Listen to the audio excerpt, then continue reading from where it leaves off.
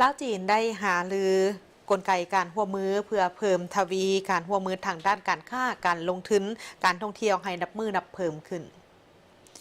ในเช้าของวันที่24พฤศจิกายน2025นี้ที่นครหลวงวิงจันทร์ได้มีกองประชุมแลกเปลี่ยนด้านเศรษฐกิจการค้าลาวยุนนาน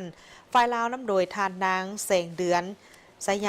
สยศรรองประธานผู้ประจำการทางเป็นหัวหน้าของการคณะกรรมการร่วมมือลาวจีนและฝ่ายจีนน้ำโดยทานนางเซินยี่ประธานสมาคมการค้าสากลแขวงยูนนานสาธารณรัฐประชาชนจีนพร้อมด้วยภาคส่วนที่เกี่ยวข้อง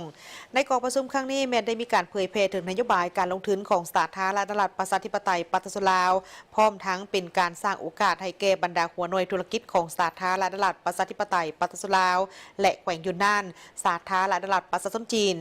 ได้รายงานสภาพการดำเนินธุรกิจและหารือกลไกการร่วมมือต่างๆเพื่อเพิ่มทวีการร่วมมือทางด้านการค้าการลงทุนการท่องเที่ยวระหว่างลาวจีนให้นับเพิ่มขึ้นและมีความเติบใหญ่เข้มแข็งประกอบส่วนสุขโยการจะตั้งพันขยายข้อตกลงของการนำขั้นสูงของทั้งสองประเทศในการร่วมกันสร้างแล้วทางเศรษฐกิจลาวจีนโดยมีเส้นทางรถไฟลาวจีนเป็นพื้นฐานที่สำคัญเอาใจใส่ในการประกอบส่วนพัฒนาโครงการปิ่นอ้อมทางรถไฟลาวจีนให้เกิดดอกออกผลยิ่งขึ้นและนำเอาผลประโยชน์สูงสุดมาสู่ประชาชนสองชาติกลไกคณะประสานงาน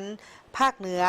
ลาวกับแขวงยูนนานสาธารณรัฐประชาชนจีนเป็นกลไกการร่วมมือหนึ่งที่พรรครัฐบาลของทั้งสองประเทศลาวและจีนได้ให้ความสำคัญและเอาใจใส่เป็นอย่างสูงซึ่งถือเป็นเวทีหนึ่งในการลงลึกสุกยู่และขับเคลื่อนการร่วมมือตัวจริงหอบด้านระหว่างลาวจีนโดยถือเอาแขวงยูนนานนี่กับแขวงบรรดาแขวงภาคเหนือของลาวที่มีที่ตั้งภูมิสันฐานที่โดดเด่นและมีสายแดนติดจอดกันซึ่งเป็นเงื่อนไขพื้นฐานอดีให้แก่การร่วมมือกลไกการร่วมมือดังกล่าวนี้ได้จัดตั้งปฏิบัติมาตั้งแต่ปี